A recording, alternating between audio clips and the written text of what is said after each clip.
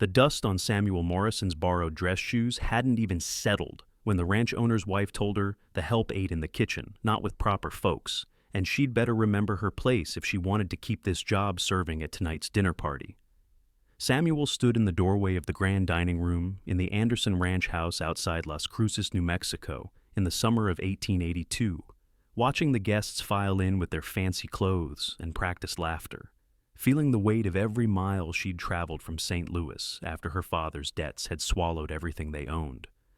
The borrowed black dress hung loose on her thin frame, and her hands were raw from scrubbing floors since dawn, but she kept her chin up as she carried in the first course, determined not to let anyone see how hunger gnawed at her insides or how her legs trembled from exhaustion. She'd been working at the Anderson Ranch for 3 weeks, sleeping in a tiny room off the kitchen that was more closet than bedroom, eating scraps when the cook took pity on her, and sending every penny back to St. Louis, where her younger sister lived with their aunt. The work was honest, but Mrs. Anderson made sure Samuel knew exactly where she stood in the hierarchy of things. Below everyone. Always below. The dining room gleamed with polished silver and crystal glasses that caught the lamplight like captured stars. Samuel moved quietly between the chairs, pouring water and setting down plates of roasted quail with her eyes lowered. She'd learned quickly that invisible was safe. The guests barely glanced at her as they talked about cattle prices and railway expansion and the upcoming territorial fair. Their voices blended together into a hum of prosperity and comfort that felt as foreign to Samuel as a different language. She was refilling wine glasses when she noticed him. The cowboy sat at the far end of the table, looking distinctly uncomfortable in a clean white shirt and bolo tie. His sun-darkened hands rested awkwardly on either side of his plate, and unlike the other guests who ignored her completely, his eyes followed her movements with something that looked almost like recognition. Not recognition of her specifically, but recognition of what it meant to be out of place. His dark hair was still damp from a recent washing, slicked back in an attempt at civility that the stubborn waves were already fighting against. Samuel kept moving, kept pouring, kept her face carefully blank. When she returned to the kitchen, the cook, an older Mexican woman named Rosa, pressed a tortilla into her hand with a stern look that said, "Eat it before Mrs. Anderson sees." Samuel devoured it in 3 bites, tasting nothing, just needing the hollow feeling in her stomach to ease for a moment. "You are too thin, Nina," Rosa whispered, shaking her head. "You will blow away in the desert wind." "I'm fine," Samuel said, brushing crumbs from her fingers. "I need to save everything I can. My sister needs medicine, and the doctor in St. Louis won't wait." Rosa's expression softened with understanding, but before she could respond, the bell rang from the dining room. Samuel grabbed another bottle of wine and hurried back, slipping through the door like a shadow. The conversation had grown louder, fueled by alcohol and the comfortable certainty of full bellies. Samuel moved around the table, topping off glasses, until she reached the cowboy at the end. "Thank you, miss," he said quietly, and his voice carried genuine courtesy that made her blink in surprise. Most of the guests didn't acknowledge her at all, treating her like a piece of furniture that happened to pour drinks. She nodded slightly and moved on, but she felt his gaze follow her again. It wasn't predatory or dismissive. It was curious, maybe even concerned, and that unsettled her more than being ignored. The evening dragged on through course after course. Samuel's feet ached in the too tight shoes, and her arms grew heavy from carrying laden trays. When the guests finally moved to the parlor for cigars and brandy, Mrs. Anderson caught Samuel by the arm, her grip surprisingly strong for such a delicate-looking woman. "You've been slow tonight," Mrs. Anderson hissed. "If you cannot keep up, there are plenty of other girls who would be grateful for this position." "Yes, madam. I apologize, madam," Samuel said, dropping her eyes to the floor. The words tasted like ash, but she needed this job, needed it desperately. Mrs. Anderson released her with a dismissive sound and swept away to join her guests, leaving Samuel standing in the hallway with burning cheeks and clenched fists. She waited until she could breathe normally again before returning to clear the dining room. The table looked like a battlefield of wealth, scattered with half-eaten food that could have fed her for a week. She began stacking plates carefully, scraping the remains into a bin for the pigs, each wasted bite a small knife to her pride. Seems like a lot goes to waste in a house like this. Samuel spun around, nearly dropping the plates she held. The cowboy stood in the doorway, hands in his pockets, watching her with those steady brown eyes. Up close, she could see the sun lines at the corners of his eyes, the scar that cut through his left eyebrow, the strong line of his jaw that looked much more natural beneath open sky than in this stuffy dining room. "Sir, I'm just clearing the table," she said quickly, setting the plates down with a soft clatter. "Can I bring you something? More coffee or—" "Name's Barrett Anderson," he said, stepping into the room. "And before you start thinking I'm one of these fancy folks, I'm not. Well, I'm related to them, but I work the cattle like the rest of the ranch hands. My uncle owns this place, but he and my father had different ideas about what mattered in life. My father chose honest work. I followed his path." Samuel didn't know what to say to that, so she picked up the plates again and carried them toward the kitchen. She heard him follow, his boots a soft counterpoint to her lighter steps. At the kitchen door, she turned, blocking his path. "You shouldn't be back here, sir. Mrs. Anderson wouldn't like it." "Mrs. Anderson is 3 brandies deep and holding court about her rose garden," Barrett said, a hint of amusement in his voice. "I think we're safe. And stop calling me sir. Makes me feel like I should be wearing one of those ridiculous top hats." Despite herself, Samuel felt her lips twitch toward a smile. She suppressed it and pushed through to the kitchen where Rosa was already washing dishes, her capable hands moving through the soapy water with practiced efficiency. "Rosa, I've got the rest," Samuel said, setting the plates by the basin. "You need to rest, Nina. I can see you are ready to fall down." "I'm fine," Samuel insisted. But even as she said it, a wave of dizziness washed over her. She gripped the edge of the counter, waiting for it to pass. Barrett was suddenly there, his hand on her elbow, steadying. "When did you last eat a proper meal?" "That's none of your concern," Samuel said, pulling away from his touch, even though part of her wanted to lean into the support. "I'm just tired. It's been a long day." "Rosa, is there any of that roast left?" Barrett asked, ignoring Samuel completely. "See, plenty. Those people, they eat like birds and waste like kings," Rosa said, already moving toward the cold storage. "Sit, Nina. You will eat now?" "I can't. I have to finish cleaning, and Mrs. Anderson will check my work, and if I'm not done—" "You will eat," Barrett said firmly, and then he did something that stopped all of Samuel's protests cold. He pulled out one of the kitchen chairs and gestured to it. "Sit." Samuel stared at him, at the chair, at Rosa, who was nodding approval while slicing thick pieces of roast beef. "I'm just the help," she said, the words coming out barely above a whisper. "I don't deserve to sit at any table, even this one. Not until my work is done."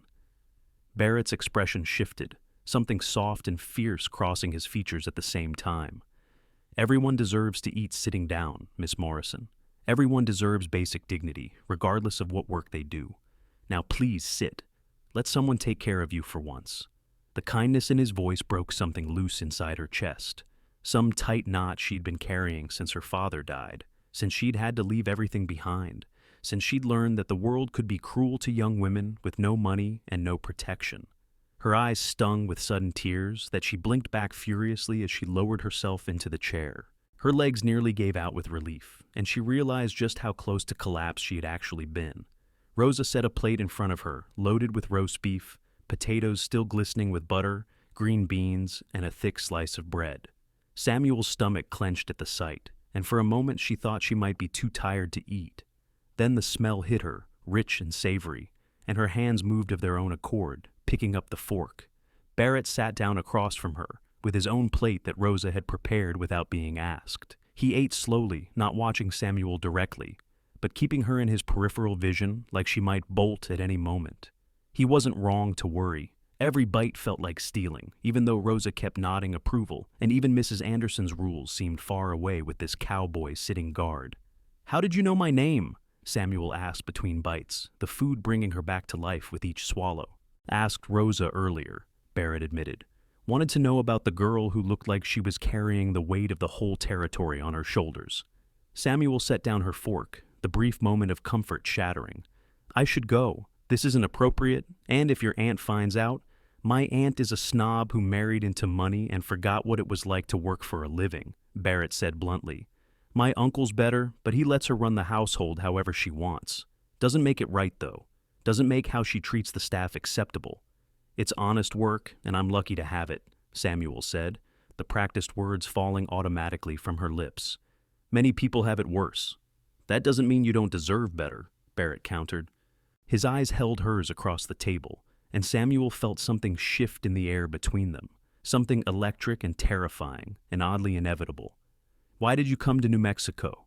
You're clearly educated. Your accent says East Coast, probably Missouri or Illinois.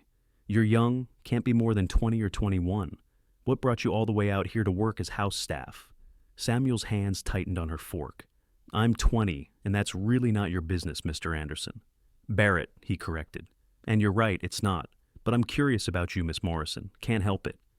Samuel, she said before she could stop herself. Everyone calls me Samuel, not Miss Morrison. It's less formal. Samuel, he repeated, and somehow the name sounded different in his mouth, warm and careful. That's unusual for a woman. My father wanted a son, got me instead. He used to joke that he'd give me the name anyway, make me strong enough to handle whatever the world threw at me. Her voice caught on the past tense, on the loss that still felt fresh even months later.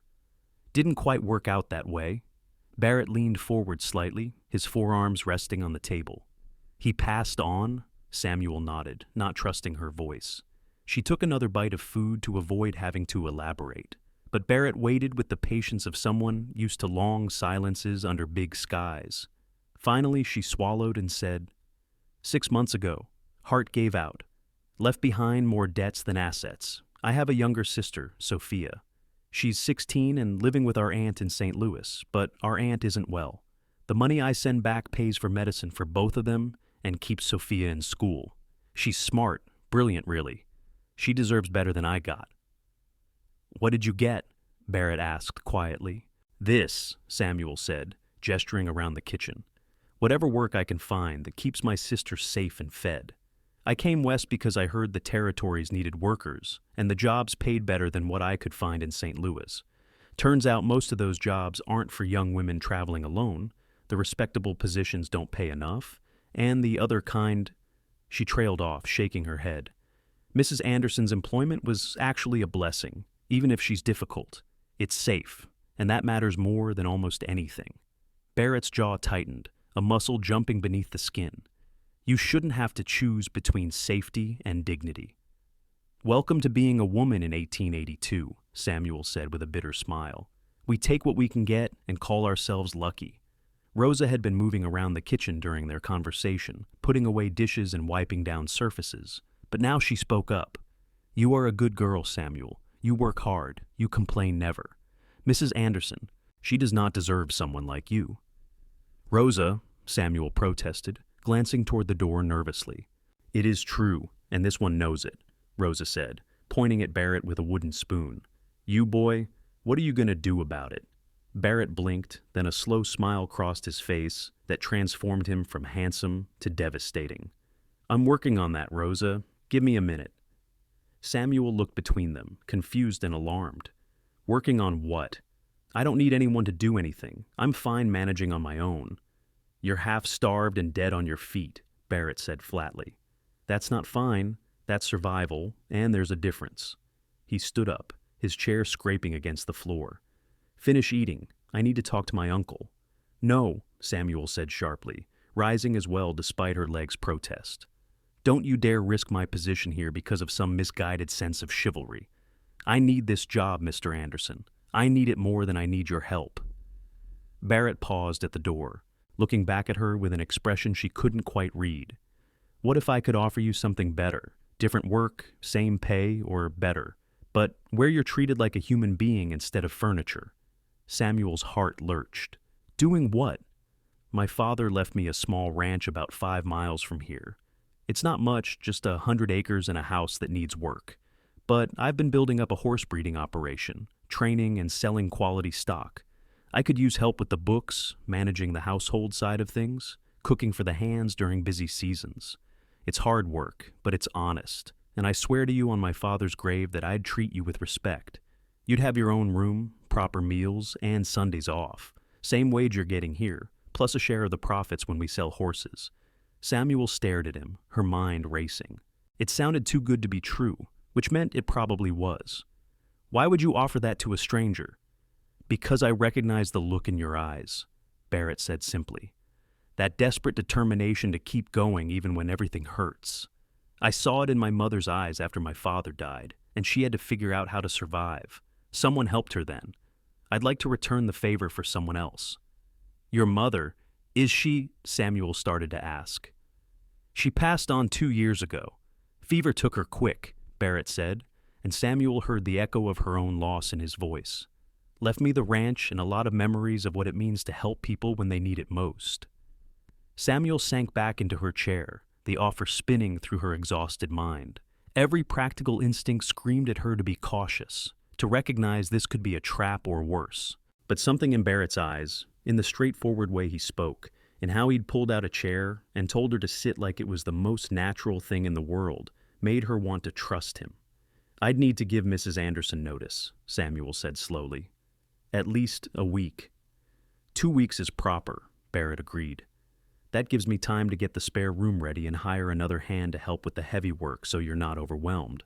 This would be a legitimate business arrangement, Miss Morrison. I'd draw up a contract if that makes you more comfortable." The fact that he offered a contract decided it for her. Predatory men didn't put their intentions in writing. "Yes," Samuel said, the word coming out stronger than she felt. "Yes, I'll accept your offer, and a contract would be appreciated." Barrett's smile returned, and Samuel felt an answering warmth bloom in her chest despite all her careful walls. "Good. That's real good. Now finish your dinner. You look like a strong wind could carry you to Texas." He left the kitchen then, and Samuel sat in the sudden silence with Rosa beaming at her like she'd just witnessed a miracle. "That boy, he is good people," Rosa said. "Not like the rest of them. You will see." Samuel picked up her fork again, but her hands were shaking slightly. She'd just agreed to go work for a man she'd met an hour ago, to live on his ranch miles from town, with no real protection if things went wrong. It was possibly the most foolish thing she'd ever done. But it was also the first time in months that she'd felt something other than grinding despair. Hope, maybe, or just the dangerous comfort of someone seeing her as a person worth sitting down. She'd find out which soon enough. The next 2 weeks passed in a strange blur of continued work at the Anderson ranch and stolen conversations with Barrett when he found excuses to visit his uncle. He brought Samuel the contract as promised, a simple 1-page document that laid out her duties, compensation, living arrangements, and termination clauses that protected both of them. She read it 3 times, looking for hidden traps, but found only straightforward language and fair terms. She signed it with a hand that barely trembled. Mrs. Anderson accepted Samuel's notice with a sniff of disdain and immediately began interviewing replacements, making pointed comments about the unreliability of young women and the burden of constantly training new staff.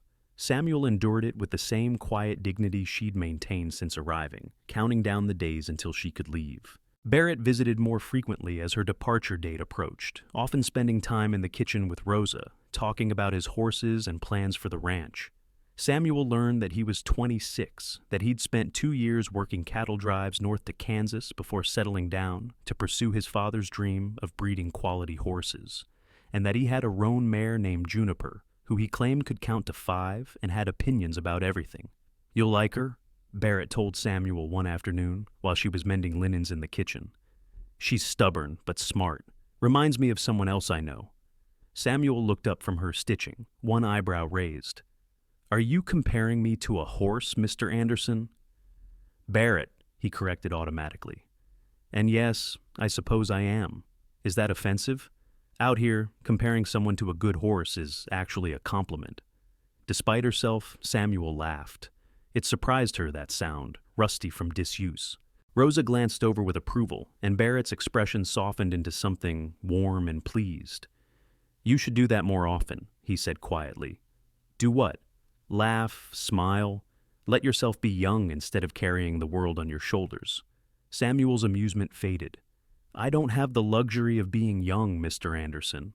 I have responsibilities." "Barrett," he said again, more firmly this time, "and having responsibilities doesn't mean you have to stop living, Samuel. It just means you need help carrying them sometimes." She didn't know how to respond to that, so she returned to her mending, but his words stayed with her, settling somewhere deep where she'd locked away all her hopes for things that seemed impossible for someone in her position. On her last day at the Anderson ranch, Rosa hugged her fiercely and pressed a package of food into her hands for the journey.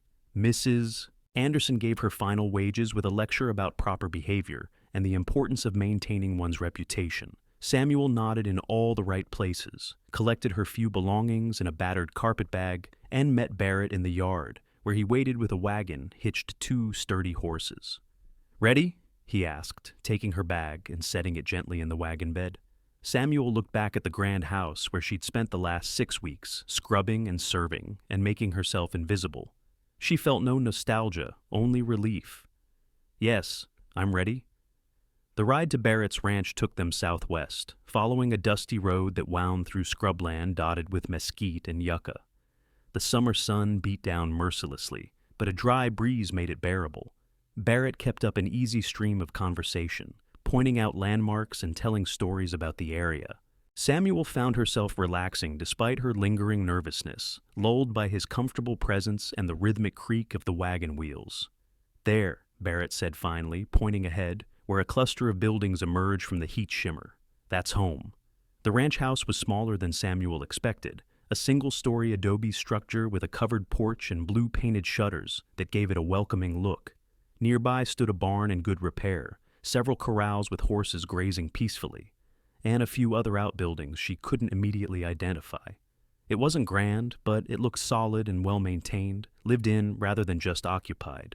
Barrett pulled the wagon up to the house and hopped down, then turned to offer Samuel his hand.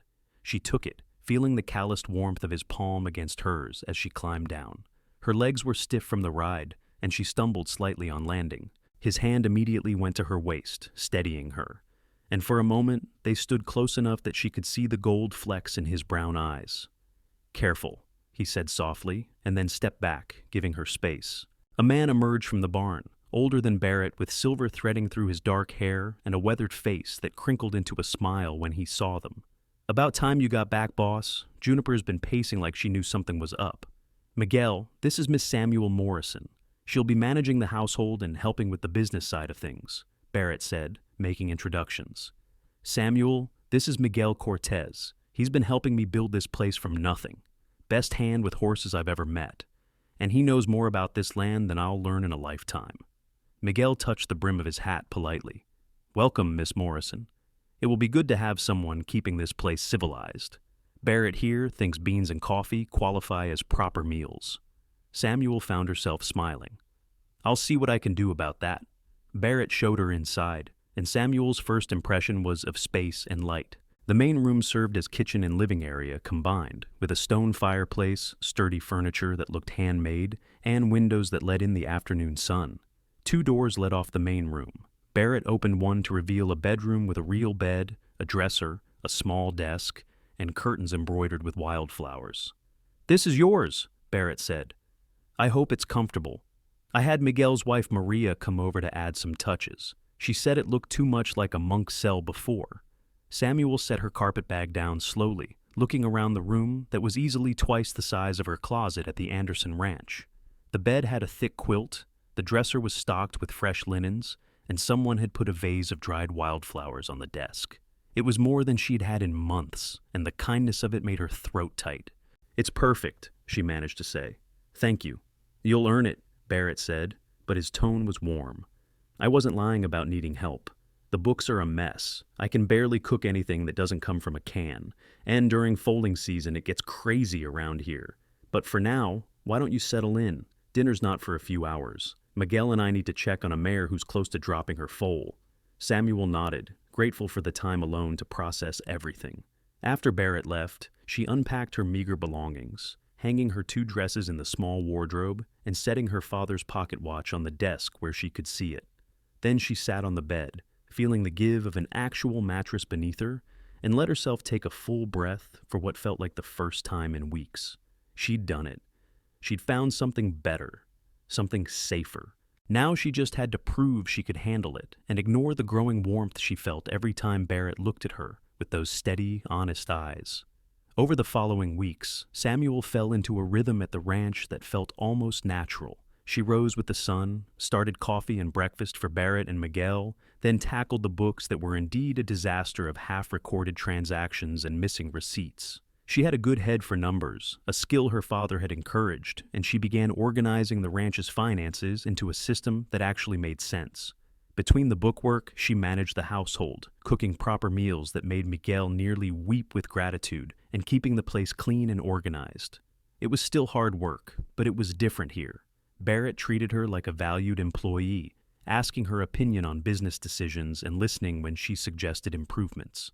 Miguel was respectful and friendly, often sharing stories about the horses or teaching her Spanish phrases that made his wife Maria laugh when Samuel tried them out. Maria visited twice a week, a round, cheerful woman in her 50s who brought fresh tortillas and gossip from town. She immediately adopted Samuel as a sort of honorary daughter, offering advice on everything from cooking for ranch hands to dealing with Barrett's stubborn streak. "He is a good man, that one," Maria told Samuel one afternoon while they were hanging laundry.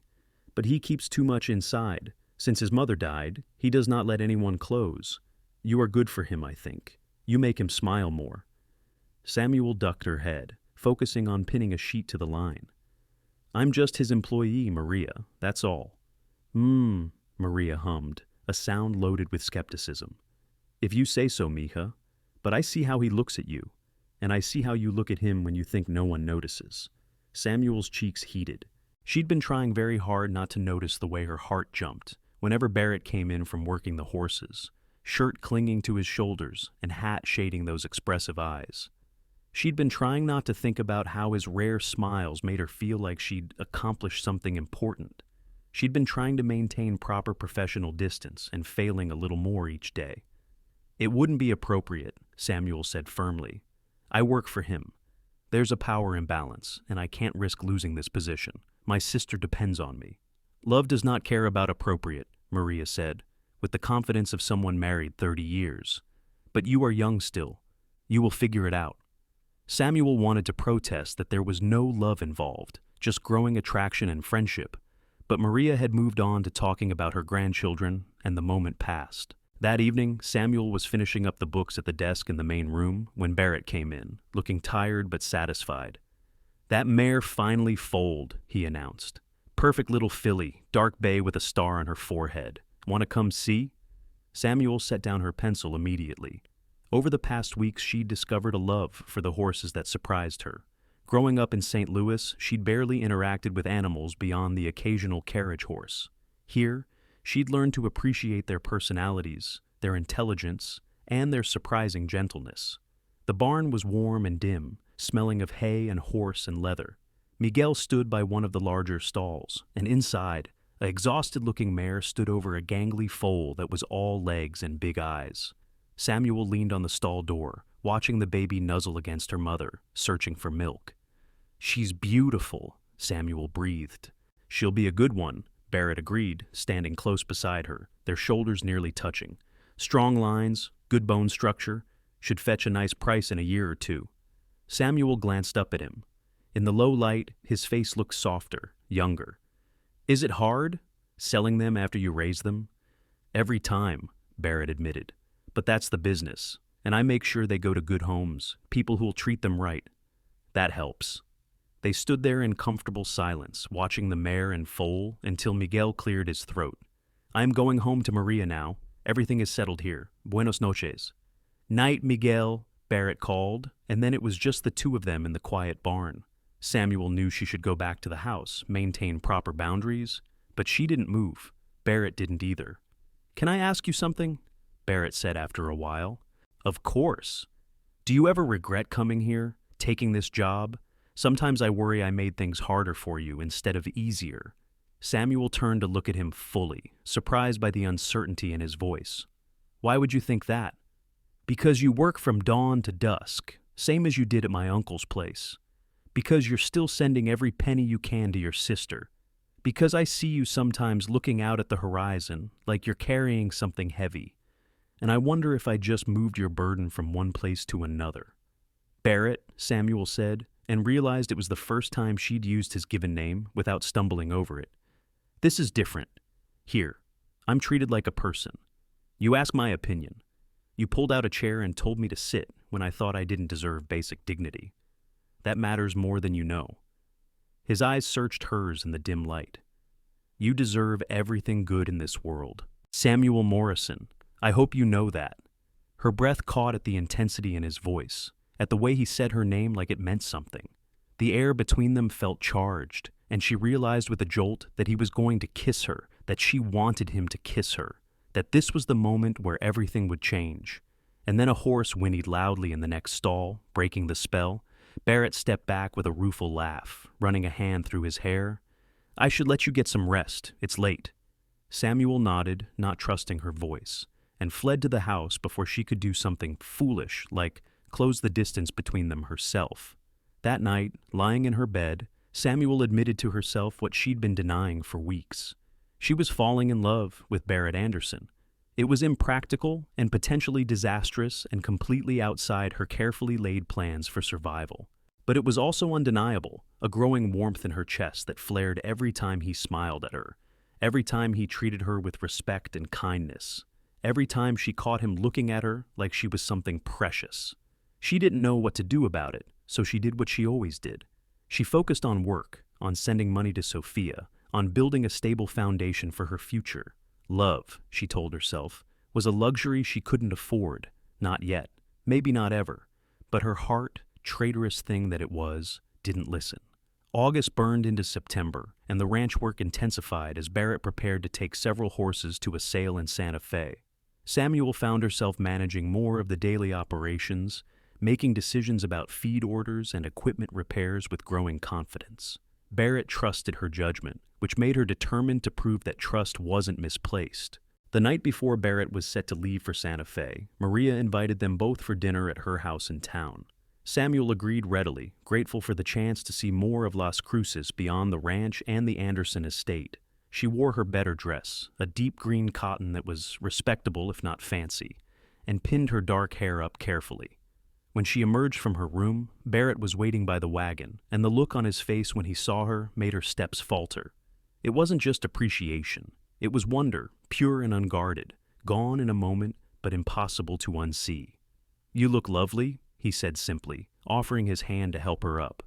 "Thank you," Samuel managed, acutely aware of his palm against hers, the strength in his grip, the careful way he made sure she was settled before climbing up beside her.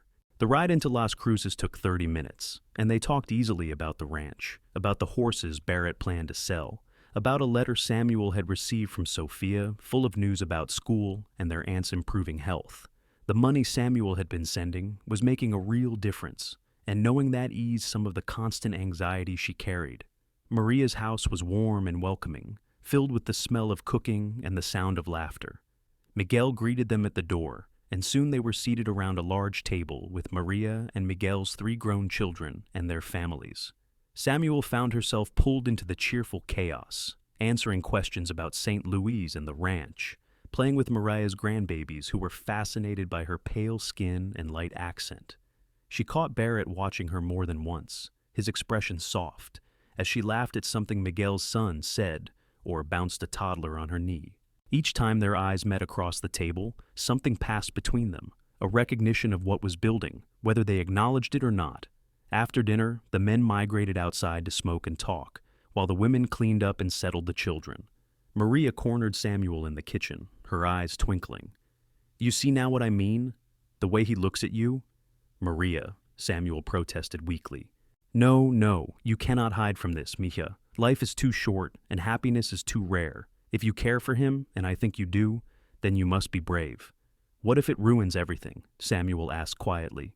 "What if I tell him how I feel, and he doesn't feel the same way, and then I lose this job and have to start over somewhere else? I can't risk that, not when Sophia depends on me." Maria took Samuel's hands in her worn ones, squeezing gently. "And what if he does feel the same way? What if you could have both security and love? Would you deny yourself that chance because you are afraid?" Samuel didn't have an answer. Fear and hope warred in her chest, and she didn't know which to trust. The ride back to the ranch was quieter. The stars were brilliant overhead, and a cool breeze had finally broken the day's heat. Samuel found herself leaning slightly toward Barrett, drawn by his warmth and solid presence. When they hit a rut in the road, his arm came around her shoulders automatically, steadying her. And this time, he didn't immediately pull away. "Samuel," he said, his voice low and careful, I need to tell you something before I leave tomorrow. Her heart hammered. All right. These past months, having you at the ranch, it's been more than I expected. You're good at the work, better than I could have hoped, but that's not what I mean. I mean that I've come to care about you, more than an employer should care about an employee, more than is probably wise. He paused, his arms still around her shoulders. I don't want to make you uncomfortable, and I swear I won't let it affect your position. You're safe here regardless, but I needed you to know, needed to be honest about how I feel. Samuel's breath had stopped somewhere around care about you and hadn't restarted. She turned to look at him, at his profile in the starlight, and made a decision that felt like jumping off a cliff and growing wings at the same time. I care about you too, she said, her voice barely above a whisper. I've been trying not to, trying to be practical and sensible and all the things I should be, but I can't seem to help it. Barrett pulled the wagon to a stop, right there in the middle of the road. He turned to face her fully, his hand coming up to cup her cheek with a gentleness that made her eyes sting. Samuel Morrison, can I kiss you? Yes, she breathed, and then his lips were on hers, soft and careful and perfect. The kiss was everything Samuel had never let herself hope for. It was tender and searching, Barrett's hand cradling her face like she was something precious while his other arm held her close. She gripped his shirt, rising into the kiss, pouring months of longing and loneliness and growing love into the connection between them. When they finally broke apart, both breathing hard, Barrett rested his forehead against hers. I'll be back from Santa Fe in 5 days. When I return, I'd like to court you properly, if you'll allow it. Yes, Samuel said again, feeling like the word had become her favorite in the English language. Yes, I'd like that very much. They kissed again, longer this time, until the horses stamped impatiently and reminded them that they were still sitting in a wagon in the middle of a dark road. Barrett laughed against her mouth, then urged the horses forward, keeping one arm around Samuel's shoulders for the rest of the journey home. That night, Samuel lay in bed touching her lips and smiling at the ceiling like a fool. Everything felt different suddenly, brighter and full of possibility. She was still practical enough to know that loving Barrett didn't solve all her problems, that she still had responsibilities and challenges ahead. But for the first time since her father died, she let herself believe that maybe, just maybe, she could have something for herself too. Something good and real and lasting. Barrett left for Santa Fe the next morning with Miguel and 3 horses in tow. He kissed Samuel goodbye on the porch, a quick, sweet press of lips that left her blushing and grinning like a fool. 5 days, he promised. I'll be back before you know it. Those 5 days felt both endless and too short. Samuel threw herself into work, deep cleaning the house and organizing the records room and preparing for the busy fall season ahead. She wrote a long letter to Sophia, hinting carefully about Barrett without saying too much, not wanting to make promises about a future that was still uncertain. But her sister was sharp, and Samuel knew Sophia would read between the lines. Maria visited on the 3rd day with fresh bread and a knowing look. You are glowing, mija. Something good has happened, I think. Samuel couldn't keep the smile off her face. He kissed me before he left, and he wants to court me properly when he returns. Maria clapped her hands together delightedly. I knew it. Ah, this is wonderful. You see, love finds a way. We haven't talked about what it means long term, Samuel cautioned. I'm still his employee. People might talk. Let them talk, Maria said dismissively. In a year you will be married, and they will move on to gossip about someone else. This is how it works. Married? Samuel's voice went up an octave. We've had one kiss, Maria. That's rushing things a bit. But Maria just smiled knowingly, and Samuel felt her cheeks heat, because the truth was, she'd been thinking about it too. About what it would mean to be Barrett's wife, to build a life with him here on this ranch under the big New Mexico sky. It felt too good to hope for, but she was hoping anyway. Barrett returned on the evening of the 5th day, dusty and tired but grinning broadly. Sold all 3 horses at premium prices, he announced, sweeping Samuel into a hug right there in the yard with Miguel grinning behind him. We're in solid shape for the winter now. Then he kissed her properly, apparently unconcerned with Miguel's presence or propriety, and Samuel stopped caring about anything except the feel of his arms around her and his mouth on hers. Missed you? Barrett murmured against her lips.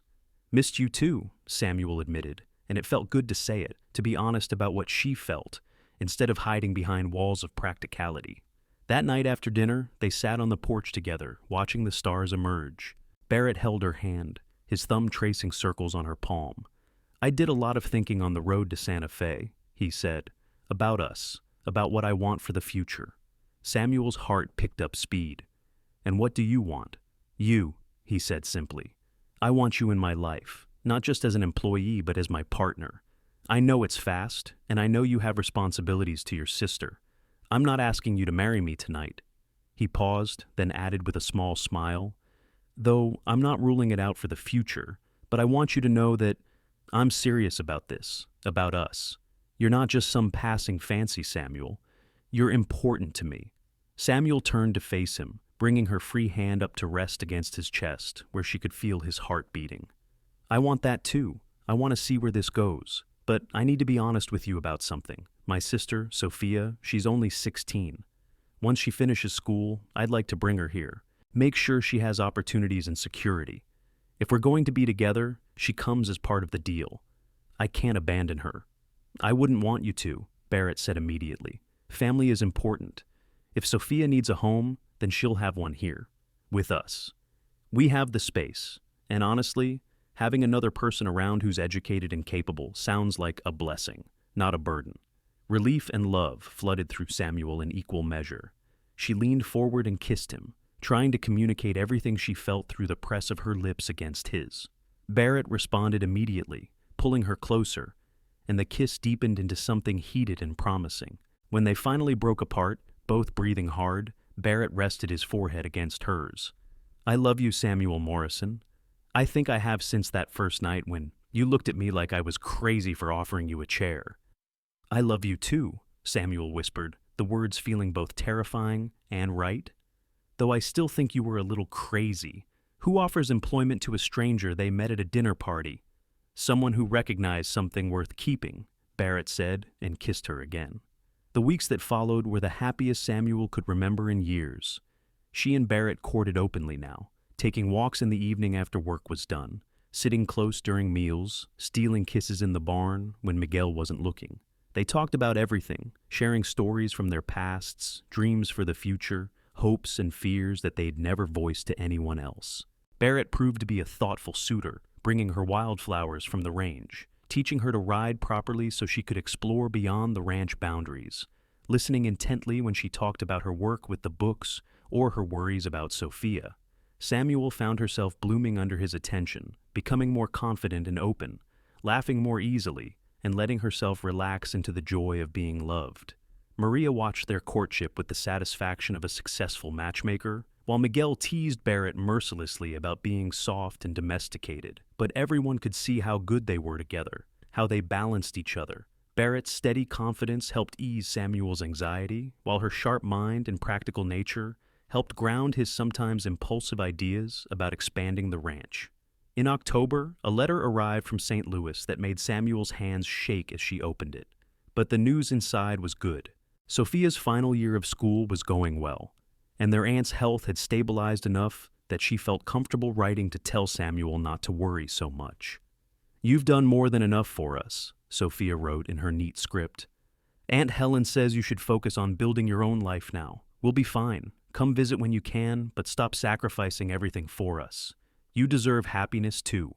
Samuel cried, reading it, relief and gratitude overwhelming her carefully maintained composure.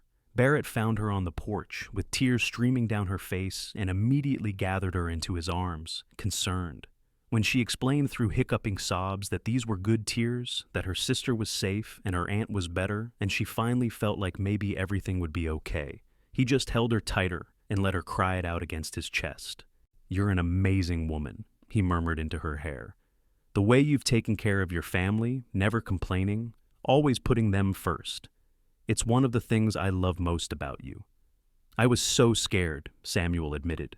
For so long, I was terrified that I wouldn't be enough, that I'd fail them like I felt I failed my father by not being the son he wanted. Barrett pulled back to look at her, his expression fierce. You didn't fail anyone, Samuel. You survived impossible circumstances with grace and strength. Your father would be proud of you, and I guarantee he never wished you were different than you are." Samuel kissed him for that, pouring gratitude and love into the connection, and Barrett responded with matching intensity. When they broke apart, he kept his arms around her, swaying slightly like they were dancing to music only they could hear. "Marry me," Barrett said suddenly, the words tumbling out like he hadn't planned them. "I know I said I wouldn't ask yet, but I can't wait anymore. I love you. I want to build a life with you. I want to wake up every morning knowing you're beside me, and go to sleep every night with you in my arms. Marry me, Samuel Morrison. Make me the happiest man in New Mexico territory." Samuel stared at him, her heart threatening to beat right out of her chest. Every practical objection she should make died before reaching her lips. Instead, what came out was simple and true. "Yes, yes, I'll marry you." Barrett's whoop of joy could probably be heard in Las Cruces. He spun her around, both of them laughing, then kissed her so thoroughly that she forgot her own name for a moment. When he finally set her down, they were both grinning like fools, and Samuel felt lighter than she had in years. They were married 3 weeks later in a simple ceremony at the small Catholic church in Las Cruces. Maria insisted on helping Samuel make a proper dress, pale blue cotton with lace at the collar that made her feel almost elegant. Miguel stood up as Barrett's witness, while Maria stood with Samuel, both of them beaming with pride like this had been their plan all along. Sophia couldn't make the journey from St. Louis on such short notice, but she sent a telegram that Samuel read with tears in her eyes. "Congratulations to you both. So happy you found love. Can't wait to meet him. Your loving sister." The ceremony was brief but heartfelt, conducted by an elderly priest who seemed charmed by their obvious affection for each other. When Barrett slipped a simple gold band on Samuel's finger, she felt something settle into place inside her, a sense of belonging and rightness that she'd been missing since her father died. "You may kiss your bride," the priest said with a smile, and Barrett didn't need to be told twice. They held a small celebration at Maria and Miguel's house afterward, with food and music and dancing that lasted into the evening. Samuel had never waltzed before, but Barrett taught her patiently, leading her around Maria's small living room while everyone clapped and cheered. She stumbled over his feet and laughed against his shoulder, gloriously happy in a way she'd never expected to be again. When they finally returned to the ranch, now officially their home together, Barrett carried her over the threshold despite her laughing protests that it was unnecessary. He set her down gently in the main room, and suddenly the laughter faded into something more serious as they faced each other, husband and wife, alone for the first time. "Nervous?" Barrett asked softly, his hands coming up to frame her face. "A little," Samuel admitted. "But happy. So happy, Barrett." "Me too," he said, and kissed her with a tenderness that made her eyes sting. "I love you, Mrs. Anderson." Mrs. Anderson.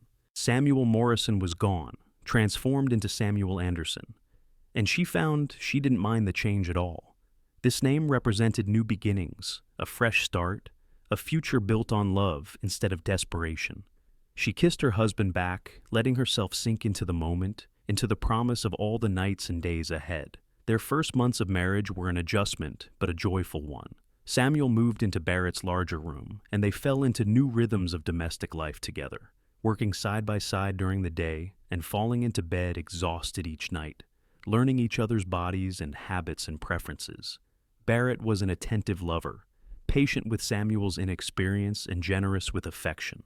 Samuel discovered she liked waking up wrapped in his arms, liked the casual intimacy of married life, liked having someone who was definitively hers. The ranch work continued, demanding but satisfying. With Samuel's organizational skills and Barrett's expertise with horses, they made a formidable team.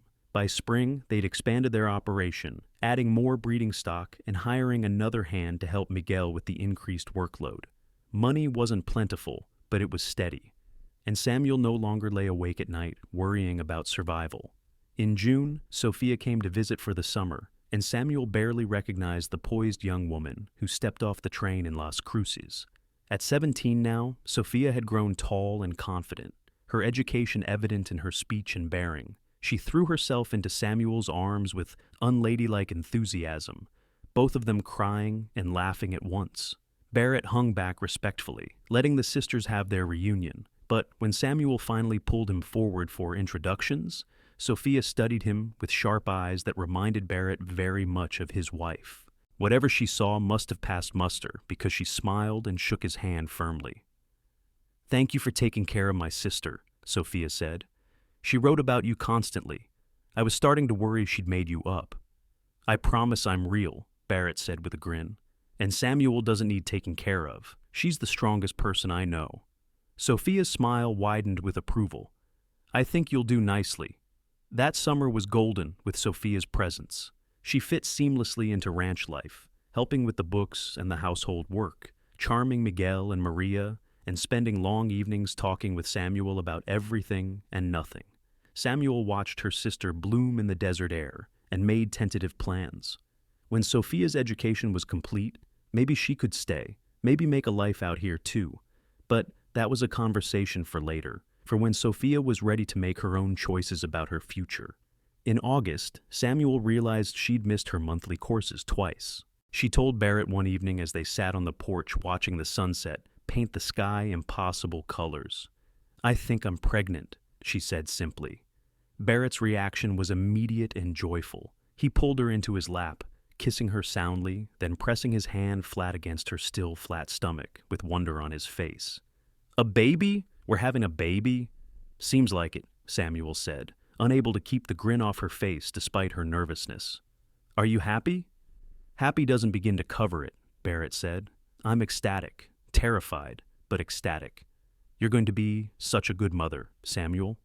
"I hope so," Samuel whispered, leaning into his strength. "I want to give our child everything I didn't have: security, love, a home that feels safe." "We will," Barrett promised. Together. The pregnancy progressed smoothly through the fall and into winter. Samuel continued working as long as she could, though Barrett and Miguel increasingly insisted she rest more. Sophia extended her stay to help, and Maria appointed herself Samuel's guardian, showing up with special teas and advice about everything from morning sickness to preparing for childbirth. In late March of 1884, on a warm spring morning when the desert was blooming with unexpected wildflowers, Samuel went into labor. Maria and Sophia attended her, while Barrett paced anxiously outside with Miguel, wearing a path in the dirt. The labor was long and hard, and there were moments when Samuel thought she couldn't do it, couldn't push through the pain, but then she'd hear Barrett's voice through the door, calling encouragement, and she'd find the strength to continue. When their son finally arrived, squalling and red-faced and perfect, Samuel cradled him against her chest and wept with relief and overwhelming love. Barrett was allowed in moments later, and the look on his face when he saw his child for the first time was something Samuel would treasure forever. Pure awe and devotion and wonder. "He's perfect," Barrett breathed, carefully touching one tiny hand that immediately gripped his finger. "What should we name him?" They'd discussed names for months without deciding, but looking at her son, at Barrett's face, at the future stretching ahead of them, Samuel knew exactly what felt right. "William," she said, "after your father, William Barrett Anderson." Barrett's eyes went bright with unshed tears. "You're sure? I thought you wanted to name him after your father." "This is better," Samuel said firmly. "Your father's dream built this ranch. His kindness to your mother inspired you to help me. In a way, he brought us together. It feels right." So, William it was, called Billy from his first day. He was a healthy, hungry baby with his father's brown eyes and his mother's stubborn chin. Barrett proved to be a devoted father, walking the floor with Billy at night when he cried, changing diapers without complaint, staring at his son with the same focus he usually reserved for training horses. Samuel adjusted to motherhood with the same practical determination she brought to everything else. It was exhausting and sometimes overwhelming, but Billy's toothless smiles and grasping hands made every sleepless night worth it. She'd never imagined herself as a mother, had thought that dream died with her father's debts. Now, watching Barrett make silly faces to entertain their son, she couldn't imagine any other life. Sophia stayed through Billy's first months before reluctantly returning to St. Louis to finish her final term of school. But she promised to come back the following summer, and Samuel knew she meant it. Their bond had strengthened during Sophia's time at the ranch, and Samuel no longer carried the crushing weight of sole responsibility for her sister. Sophia was growing into her own person, capable and confident, And that was a gift worth more than any amount of money Samuel had sent east. The years that followed were good ones. The ranch prospered as Barrett's reputation for quality horses spread throughout the territory.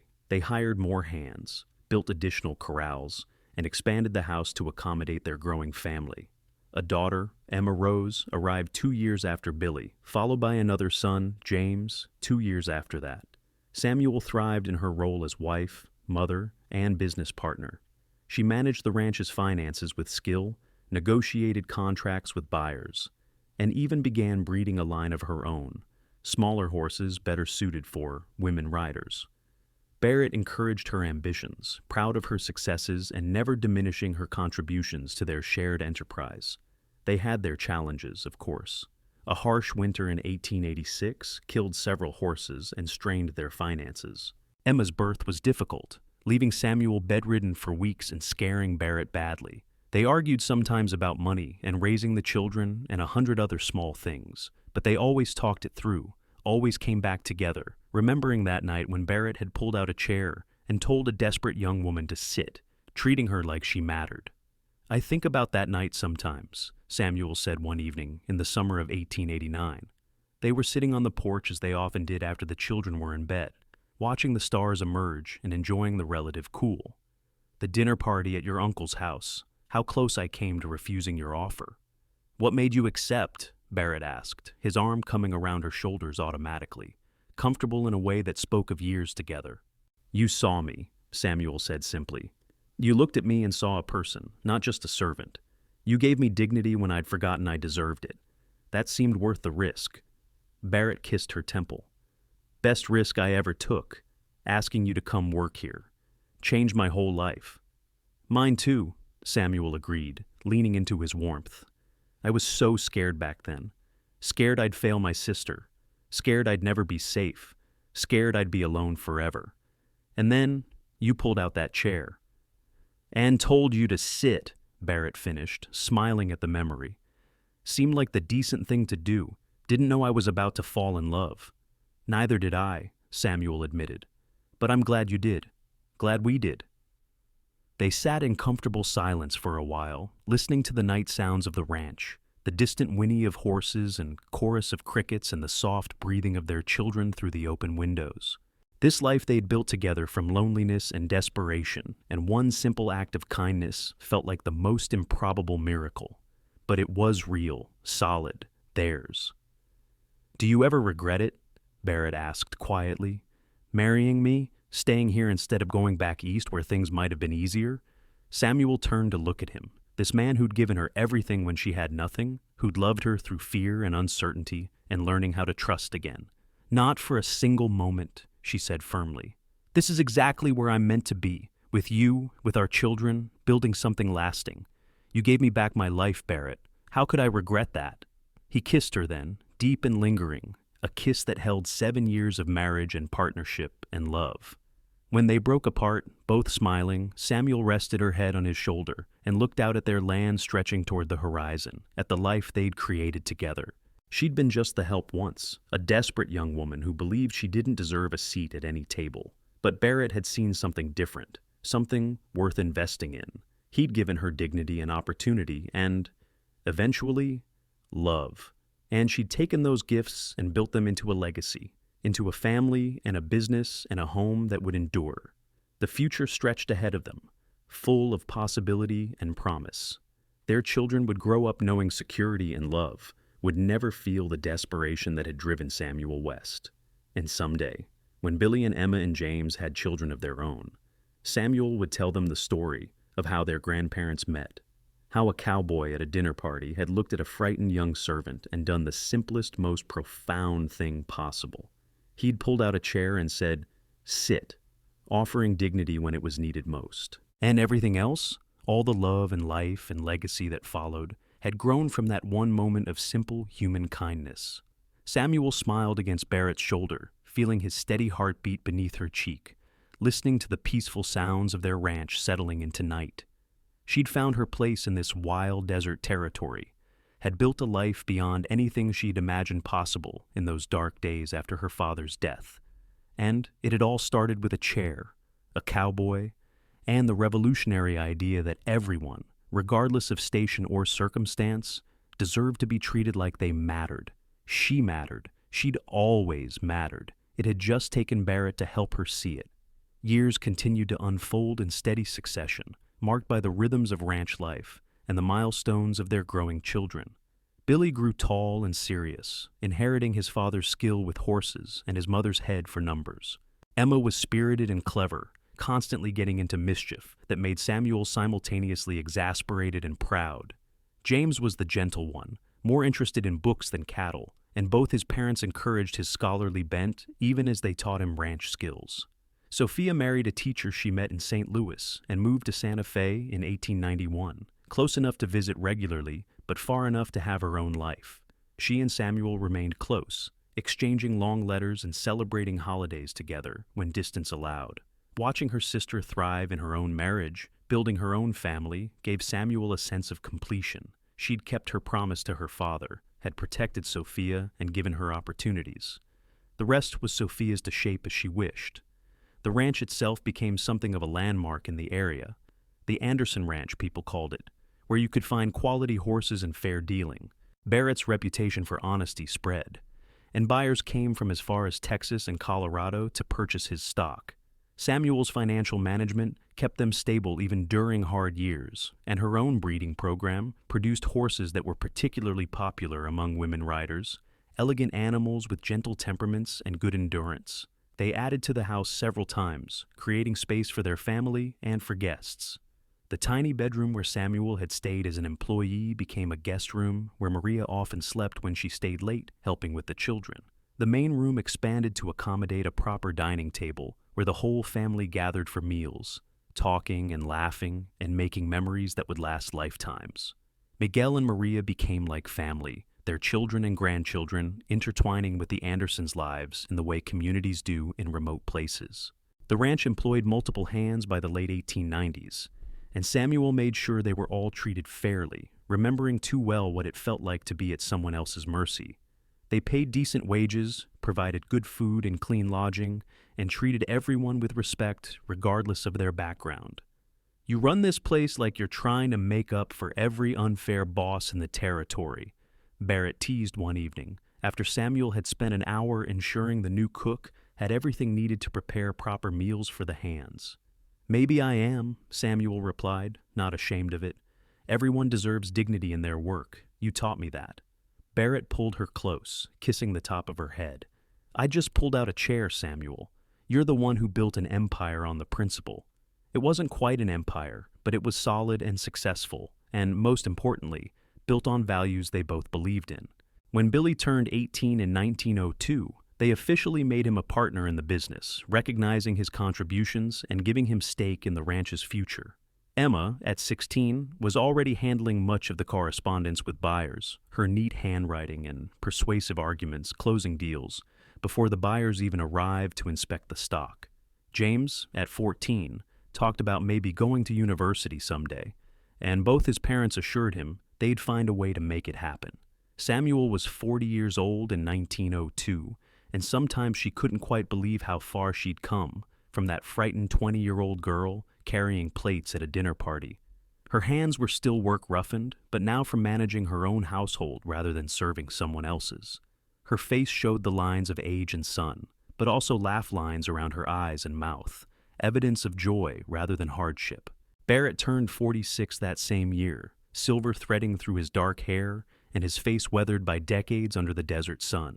But he still looked at Samuel like she was the most precious thing in his world, still pulled her into dances in the kitchen when a good song played, still made her laugh with his dry observations about life and people.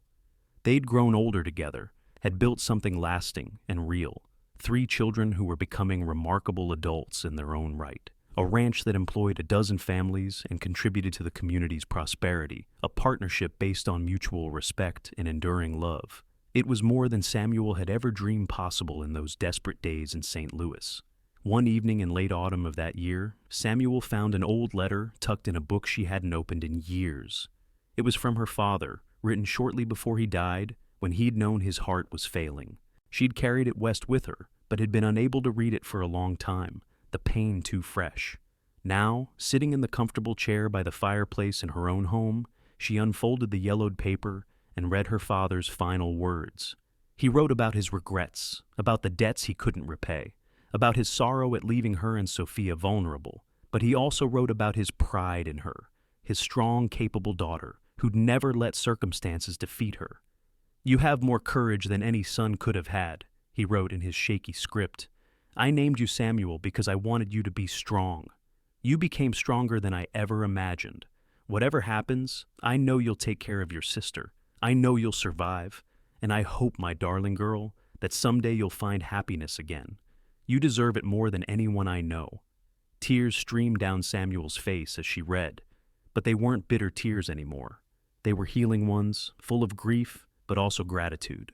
Her father had been right. She had survived. She'd done more than survive. She'd found happiness, had built a life worth living, had become someone her father would have been proud of.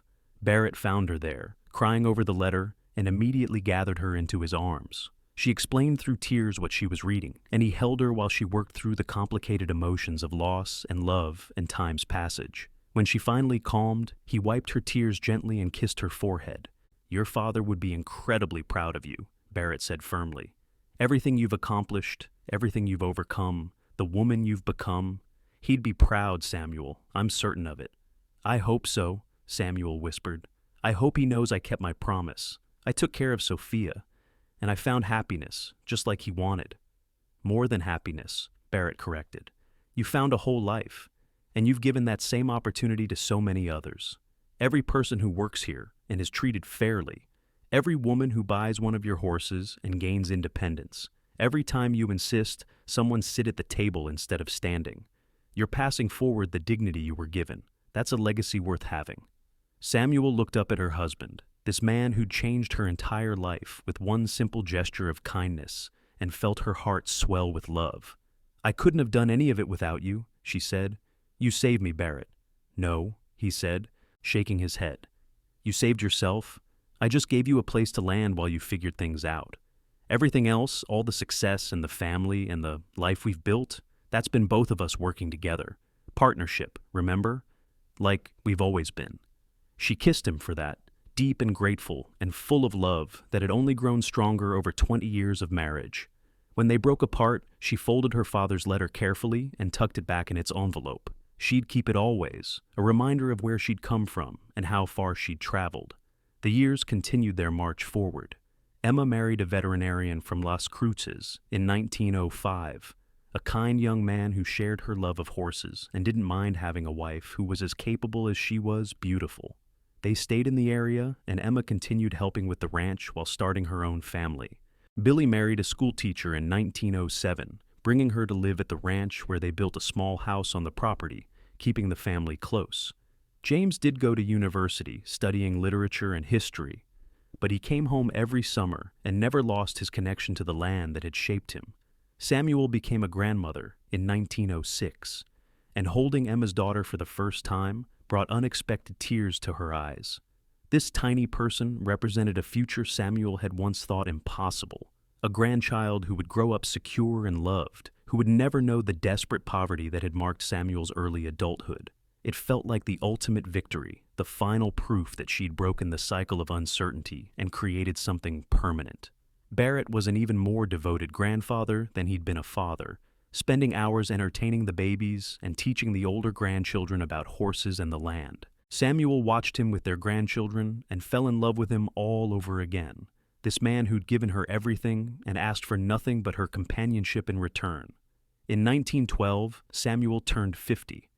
The ranch threw a grand celebration, with friends and family coming from all over the territory, now the state of New Mexico, since 1912. Samuel stood on her porch, looking out at the crowd gathered in her yard, at her grown children and their families, at the ranch hands and their wives, at Maria and Miguel, grown old but still vital, at Barrett standing beside her with his hand in hers. She thought about that girl who'd stood in a different grand house 30 years ago, certain she didn't deserve even the basic dignity of a chair at the table. That girl would never have believed this life was possible, but it was real, solid, hers. She'd built it with determination and love, and the foundation of one cowboy's simple kindness. Barrett leaned over and kissed her cheek. "Happy birthday, my love. What are you thinking about?" Samuel smiled, squeezing his hand. "I'm thinking about chairs," she said cryptically, "and how one small gesture of kindness can change absolutely everything." Barrett smiled back, understanding in his eyes. "Best decision I ever made, pulling out that chair." "Best decision I ever made was sitting in it," Samuel replied. And surrounded by the life they had built together, by the family and the legacy and the enduring love that had started with such a simple moment, Samuel Anderson felt nothing but gratitude for the journey that had brought her here. She'd started as just the help, believing she didn't deserve a seat. But Barrett had pulled out that chair and said, "Sit," seeing her worth when she'd forgotten it herself. And from that moment, everything had changed. Everything had become possible. Their love story wasn't one of grand gestures or dramatic rescues. It was quieter than that, built on steady respect and daily kindness and the revolutionary idea that everyone, regardless of their station, deserved dignity. But it was also the deepest kind of love, the kind that lasted decades and built legacies and proved that sometimes the most powerful thing you can do for another person is see them, truly see them, and treat them like they matter, because they do. Everyone does. And Samuel and Barrett had built an entire life, an entire family, an entire legacy on that simple truth. As the party continued around them and their grandchildren played in the yard where Samuel had first arrived as an uncertain employee 30 years before, she leaned into Barrett's embrace and smiled. She'd found her place. She'd found her home. She'd found her love. And it had all started with a chair and a cowboy and the simple, profound act of human kindness that changed everything. The end.